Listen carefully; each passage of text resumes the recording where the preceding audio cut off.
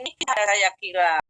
Walaupun di pelosok mana saja. Kalau dulu namanya sabun hanya adanya di kota sih, sabun bayi. Tapi kalau sekarang ini sampai di pelosok desa mungkin sudah ada, namanya supermarket juga sudah ada ya.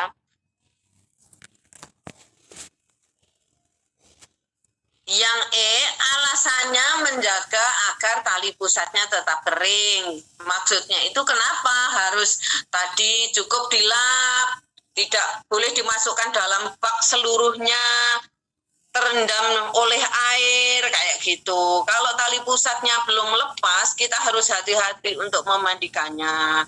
Ini dijawab. Kenapa ya alasannya? Alasannya begitu, menjaga agar tali pusatnya tetap kering. Terus bagian yang harus dibersihkan adalah pangkalnya. Kalau misalnya ini kan ujung, pangkalnya ada di sini. Bayangkan aja ini adalah perut bayi. Lah, tali pusat itu tertanam di dalam perutnya bayi. Ini termasuk pangkalnya, ini adalah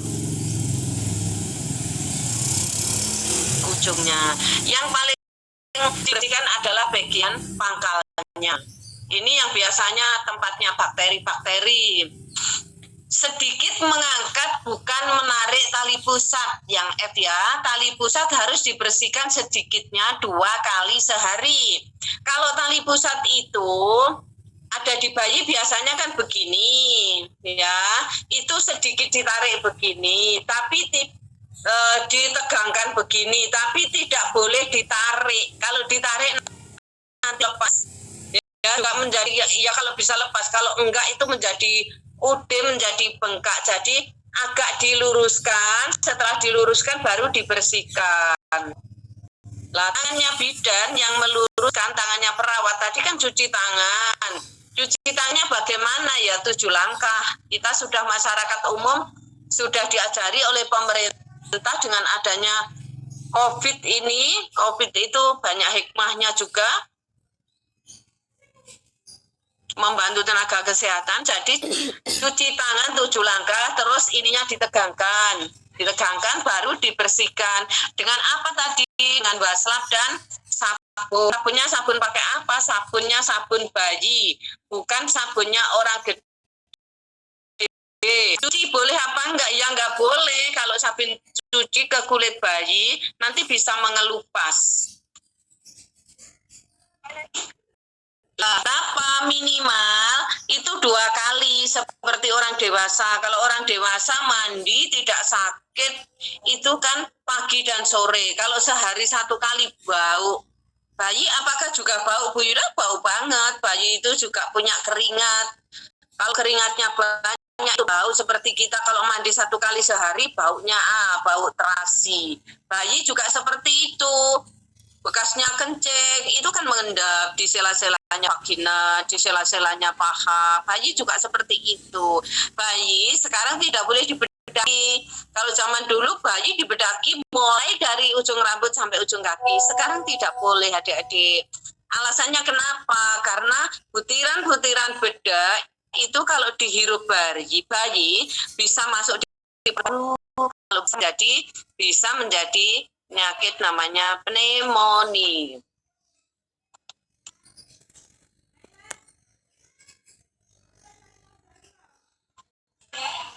Yang G, tali pusat ya, saya singkat aja.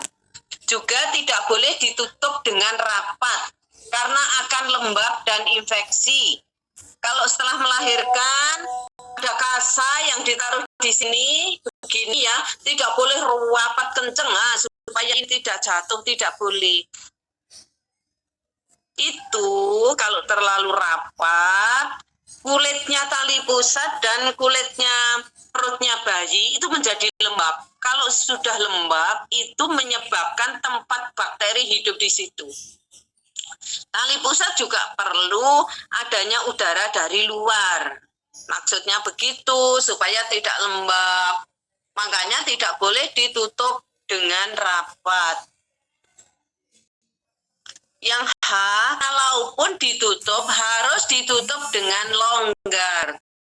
Tadi tali pusat itu ditutup dengan longgar. Kalau di rumah sakit yang sudah percaya PI-nya pencegahan infeksi, di situ tidak ada nosokomial. Nosokomial itu adalah bakteri atau infeksi yang didapatkan di tempat rumah sakit karena banyaknya orang berkunjung, atau infeksi karena lingkungan, itu namanya infeksi nosokomial. Nah, itu rumah sakit sekarang kan sudah diaudit, sudah punya ISO. ISO itu adalah standar rumah sakit, bahwa rumah sakit tersebut sudah dikaji, sudah penata laksanaannya sesuai dengan WHO, aturan WHO. Itu tali pusatnya tidak dibungkus. Jadi adik-adik kalau dari rumah sakit tali pusat itu pulang tidak dibungkus. Tapi kalau di rumah biasanya ibunya itu takut kalau nggak dibungkus. Bu Bidan, ini ususnya anakku kok tidak dibungkus, kelihatan seperti ini, aku takut. Nah, kalau seperti itu, kita kan juga harus mengikuti budaya, kita juga harus memberikan pendidikan kepada masyarakat. Dan masyarakat kita siapa? Masyarakat kita juga ibu yang melahirkan tadi, ibu nipas, bayi, keluarganya. Nah, itu kita berikan penjelasan. Sebetulnya kalau di rumah sakit memang tidak ditutup karena supaya cepat kering, supaya tidak lembab. Kalau lembab tadi mengakibatkan infeksi. Begitu kita ngomongnya dengan masyarakat. Tapi kalau adik-adik nanti misalnya punya pasien buka prakteknya banyak melahirkan di rumah, ibunya biasanya kalau enggak ditutup tali pusatnya takut. Nah, bagaimana caranya menutup? Ya, seperti tadi, tidak boleh kuat-kuat ya, tidak boleh kenceng-kenceng. Jadi longgar supaya untuk memberikan terapis pada ibu dan keluarganya. Kalau longgar kenapa? Tadi menimbulkan lembab dan infeksi. Kalau sudah infeksi di tali pusatnya bisa infeksi ke seluruh tubuh bayi. Namanya bisa terjadi tetanus neonaturu. Tanda-tanda infeksi apa kira-kira? Merah, bengkak, nyeri, bernanah. Itu ya, bernanah. Di sini kalaupun ditutup, harus ditutup dengan longgar. Pada bagian atas tali pusat dengan kasa kain yang steril. Dengan kain yang steril yang bebas hama. Kita tahu, kita orang kesehatan. Lah kalau kainnya kain cukup pada kain terus ditutupkan, gitu gimana Bu Bidan? Kalau aku nggak punya kain yang steril, ya lebih baik tidak ditutup. Supaya udara, tapi harus hati-hati, memang harus betul-betul bebas hama. Yang pastikan pangkal tidak terkena udara leluasa. Pastikan pangkal tidak terkena udara leluasa. Maksudnya di situ ditutup longgar, dipastikan pangkalnya yang ada di sini itu tidak langsung kena udara. Itu yang di mana? Yang di rumah. Kalau kira-kira di rumah sakit, kalau bayi langsung udaranya bebas, tidak dikasih baju, kira-kira masuk angin apa enggak? Ya masuk angin. Saja kalau enggak pakai baju juga masuk angin. Maksudnya begitu.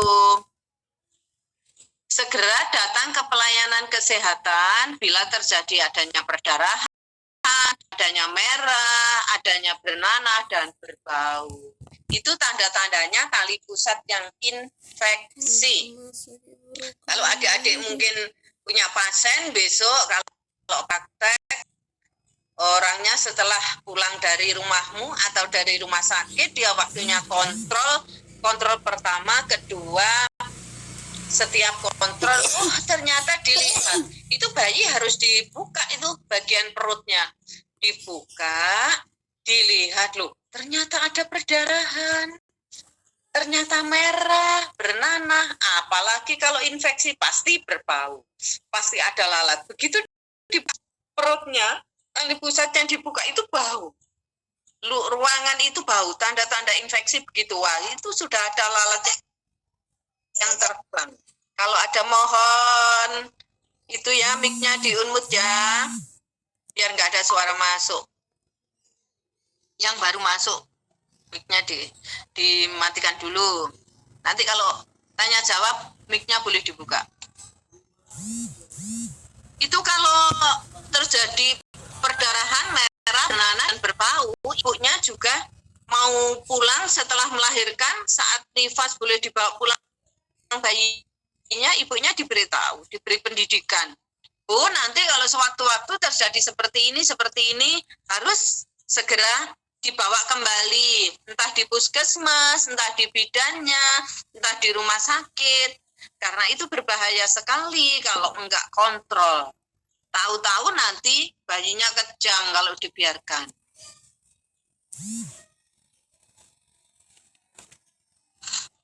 Itu masalah kita pemotongan tali pusat dan perawatan tali pusat. Adik-adik, kemarin ada tabel Apgar Skor. Ya, ini ada tabel Apgar Skor. Ada penilaian, ada nilai 0, ada nilai 1. Jumlahnya adalah jumlah nilai yang di sini. Nah, sekarang di penilaian ada aperen atau warna kulit, ada pulse rate atau frekuensi nadi, ada grimis ya, itu adalah reaksi rangsangan, ada activity, tonus otot, dan ada respiration atau pernapasan bayi. Coba adik-adik lihat, ada 1, 2, 3, 4, 5 di tabel penilaian. Begitu bayi baru lahir, namanya kita hitung Apgar Skor. Itu ada 5 penilaian. Yang pertama, aperen warna kulit, pulse rate adalah frekuensi nadi, grimis adalah reaksi rangsangan, activity adalah tonus otot, dan respiration adalah pernapasan. Itu yang harus dinilai. Rangsangan kira-kira termasuk apa? Termasuk kalau dirangsang dengan misalnya muka, ada rangsangan apa tidak? Nah, sekarang warna kulit. Kalau pucat nilainya 0. Kalau badannya merah, ekstremitasnya biru, badan itu tubuhnya. Ekstremitas itu tangan dan kakinya, warnanya biru nilainya 1. Kalau warna kulit ada di seluruh tubuhnya merah atau kemerahan, nilainya 2. Paling bagus itu adalah nilainya 2, adik-adik. Terus turun lagi nilainya 1. Tidak ada nilai itu kosong atau 0. Maksudnya begitu tabel pada Apgar Skor. Sekarang kita menilai pada frekuensi nadi atau pulse rate. Nadinya bagaimana Bu Yuda caranya meraba? Adik-adik bisa meraba nadi, kira-kira di mana kita bisa meraba nadi? Kita bisa melihat di pergelangan tangan, di sini bisa, atau di sini bisa ya, ini. Nah, ini. Nah, siku di antara siku ini. Terus ada di sini, ini ada juga. Nadinya bisa dilihat pada bayinya. Atau di pergelangan kaki, di selangkangan bayi itu kita pegang dengan begini. Seperti ini ya, seperti ini melihatnya. Kalau nanti disuruh bidannya, deh lihatnya nadinya gimana gitu. Adik-adik berusaha, nanti di praktek juga ada selain Bu Yuda kasih sekarang. Itu kalau memang tidak ada nadinya, tidak terdengar seperti detakan kayak gitu ya, seperti ada dorongan nadi, seperti coba adik-adik itu nadinya dilihat masing-masing, pasti bisa itu. Kalau ada denyutan itu berarti ada nadinya. Kalau tidak ada sama sekali, di sini nilainya adalah kosong. Dinilai 1 apabila nadi selama 1 menit kurang dari 100. Nilainya 2 apabila dalam 1 menit lebih dari 100 kali denyutan. Maksudnya begitu. Sekarang grimis atau reaksi rangsangan. Bila dirangsang sama sekali tidak ada, itu nilainya ya kosong, 0. Bila sedikit gerakan mimik, mimik itu apa? Mimik itu mulut, bisa mimik itu hidung, bisa mimik itu mata, ya. Sedikit gerakan nilainya 1. Kalau dia bisa batuk atau bersin, itu nilainya 2. Gampangnya begitu. Pada kolom grimis atau reaksi rangsangan. Yang direaksi apa? Ini, mukanya. Grimis itu bagian muka. Ya, grimis atau reaksi rangsangan itu bagian muka. Makanya kalau dia ada gerakan sedikit-sedikit, misalnya bayinya begitu. Itu ada suara, dia ada bibirnya ada bergerak sedikit, ya. Itu adalah nilainya 1. Tapi kalau begitu dirangsang begini, dia langsung dirangsang begini, dia seperti bayi yang lapar. Terus bibirnya bilang nah kayak gitu. Nah, terus dia ada bersin biasanya acing gitu. Bayi lahir itu kayak gitu. Terus matanya walaupun dia belum begitu membuka seluruhnya, dia ada reaksi mata. Itu ada nilai 2. Kalau menilai kira-kira grimis rangsangan, ya sesaat itu, sesaat dia lahir, tidak menunggu berapa menit kayak gitu, enggak. Kalau batuk bersin. Nah, pada bayi di Apgar skor nilainya memang ada nilai sesaat dia lahir 5 menit, terus 10 menit. Itu penilaiannya. Sekarang kita pada aktiviti atau tonus otot. Tonus otot itu biasanya dilihat dari mana? Tangan gerakan tangan, gerakan kaki. Dia bisa menekuk atau dia bisa lurus atau dia gerak ya. Itu adalah termasuk dari aktiviti atau tonus otot. Bila dia lahir lungle, lemes saja itu. Mau dibawa ke sini bisa, mau dibawa ke sana bisa. Dia nggak ada gerak, nggak ada apa. Itu nilainya 0. Tidak ada. Terus dia kita nilai 1 apabila di ekstremitas dalam sedikit fleksi. Fleksi itu menekuk saja begini. Menekuk. Ya, tidak ekstensi. Kalau ekstensi itu keluar ke sana. Nah, itu dia hanya menekuk aja begini bisanya. Itu nilainya adalah 1. Kalau nilainya 2 pada aktiviti atau tonus otot, gerakannya aktif. Bisa dia fleksi, bisa dia abduksi.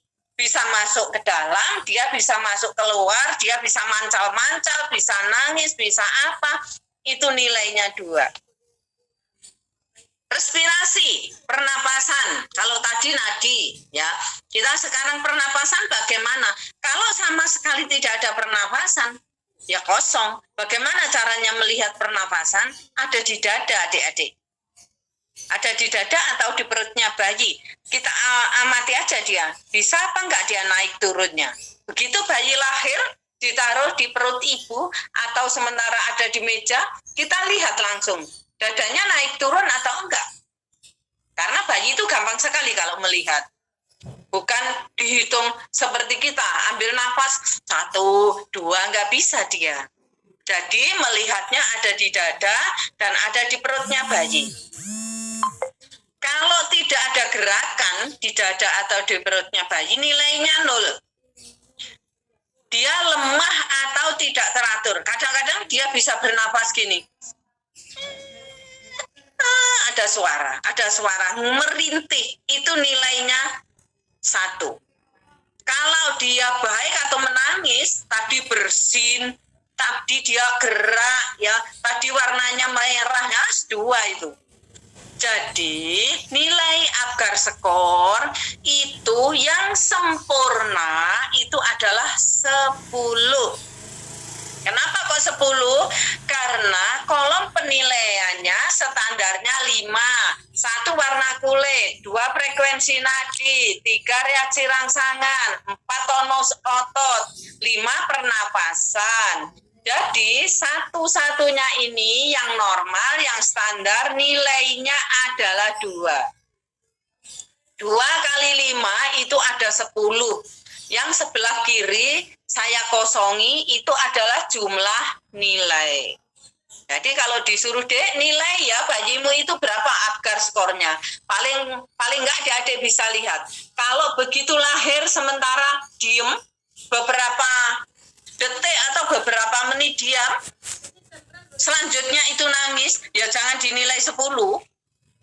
Nggak bisa dinilai 10 karena begitu lahir dia sementara diam. Nah, makanya ada nilai yang antara. Nilai misalnya 89, misalnya 810, misalnya 56, itu di rumah sakit nilainya kayak gitu. Tabel Apgar skor sudah selesai. Di sini ada pertanyaan? Pak, lanjut dulu kalau nggak ada pertanyaan ya. Sekarang evaluasi Apgar skor. Ini kebalik soalnya PowerPoint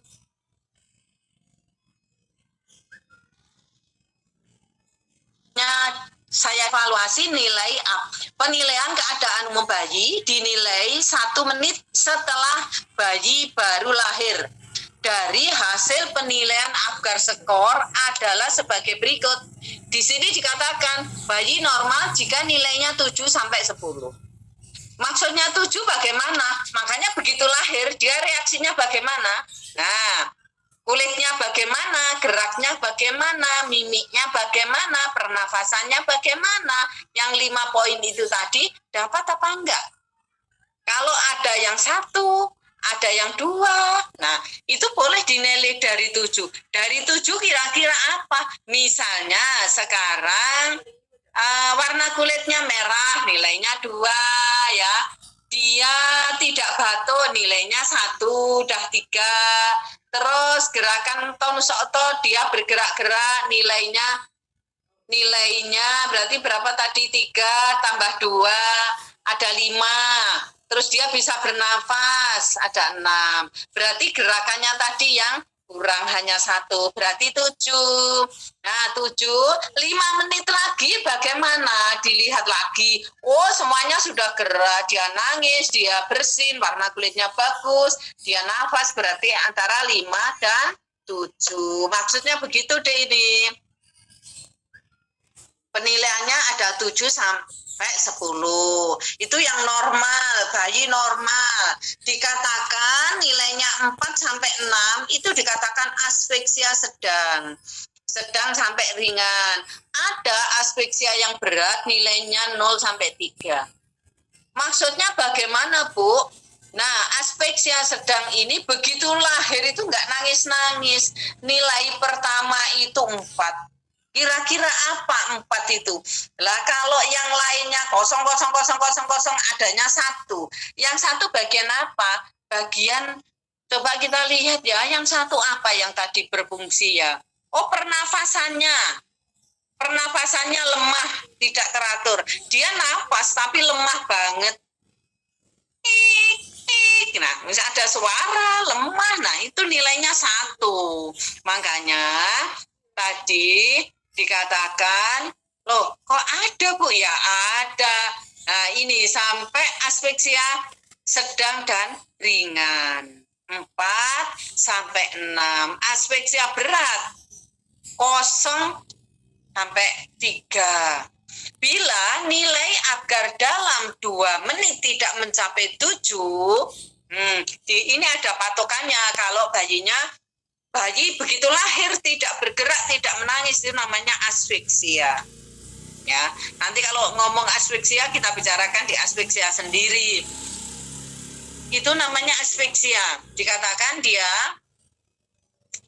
dalam 2 menit tidak ada mencapai 7, maka harus dilakukan resusitasi. Resusitasi itu adalah pernapasan buatan. Karena apabila bayi mengalami asfiksia berat, Yang berat tadi nilainya 0 sampai 3 karena memang betul-betul nggak bergerak bayinya. Itu bahaya banget, Dek. Lebih dari 5 menit kemungkinan terjadi gejala neurologik di kemudian hari. Cacat di otaknya bayi. Bayi biasanya normal, akhirnya menjadi nggak normal lagi. Misalnya dia sudah waktunya dia sekolah, dia nggak bisa makan juga nggak bisa, bisanya hanya terlentang saja. Itu bisa kemungkinan akan mengalami kecacatan mental. Nah, gitu ceritanya. Hubungannya dengan evaluasi nilai APGAR. Begitu pentingnya. Kalau di APN, nilainya itu kata-katanya menilai sesaat. Begitu lahir sesaat itu dinilai apa? Kalau dihubungkan dengan APGAR, di sini nilainya adalah tadi begitu lahir berapa. Kalau APGAR, 2 detik, 2 menit lagi dinilai. Setelah 2 menit, 5 menit, 10 menit kan sampai. Kalau sampai 10 menit dia nggak nangis ya sudah, Allahu alam.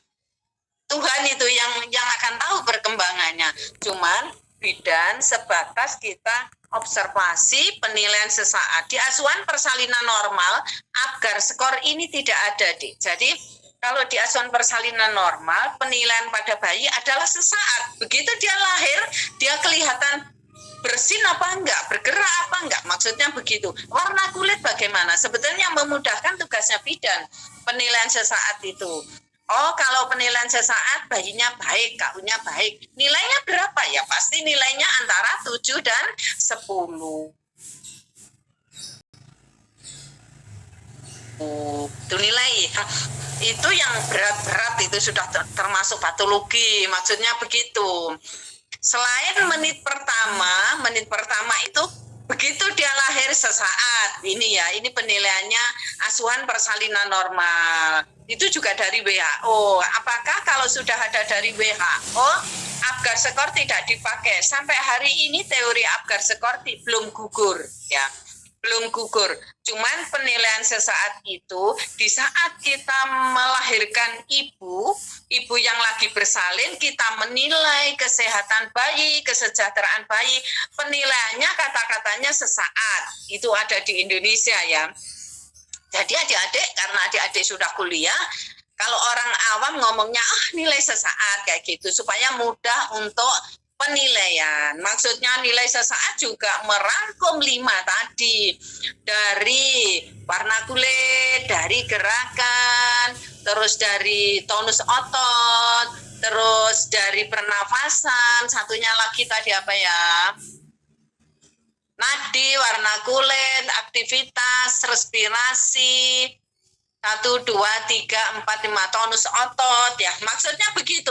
Kalau bayinya sesaat sudah bersin-bersin, dia sudah nangis, berarti 5 komponen penilaian itu semuanya sudah bagus. Nilainya pasti antara 7 dan 10. Kalau aku menilai, nggak berani aku menilai 10 gitu. Pasti nilainya Bu Yuda kalau bayinya nangis begitu lahir tak nilai 8, 9. Karena 10 itu adalah kesempurnaan. Kesempurnaan hanya miliknya yang maha kuasa. Kalau bidan kadang-kadang ada khilafnya. Oh itu sebetulnya nilainya 1 tapi datang-datang dinilai 2. Nah itu nggak boleh sebetulnya. Jadi kalau menilai ya 10-nya ditinggal. Adik-adik nilainya antara 8, 9 kayak gitu. Kalau bayinya agak lama tidak nangis ya 7 kayak gitu. Itu adalah di bayi baru lahir. Di sini ada yang bertanya apa enggak? Tak kasih kesempatan. Halo sayangku. Ada yang bertanya enggak ini di sekitar bayi baru lahir?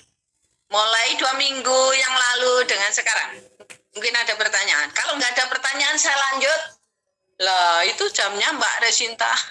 Jamnya sudah di dindingku kok sudah jam 8. Adik-adik ada kuliah lagi tak? Ada Bu. Ada Bu. Oh ada. Kalau sudah ada aku nggak berani ganggu ya. Waktunya di dindingku kok pas ya. Mohon maaf berarti sudah ya.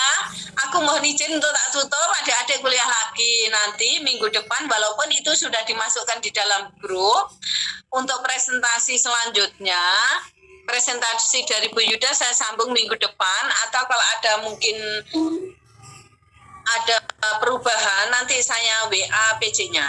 Gitu ya, terima kasih. Assalamualaikum warahmatullahi wabarakatuh. Ibu. Ya, izin saya tutup Ibu. Diri. Ya, makasih. Salam sehat terus ya, Dek. Iya, Bu. Ya, amin. Terima kasih. Jangan lupa absen. Ye. Terus screenshot-nya ya Mbak Resinta ya.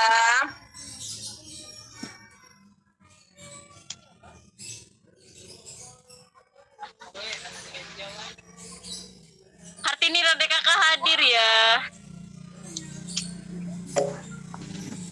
Teman-teman yang berada di Kota Malang mau pesan daging anjing antar.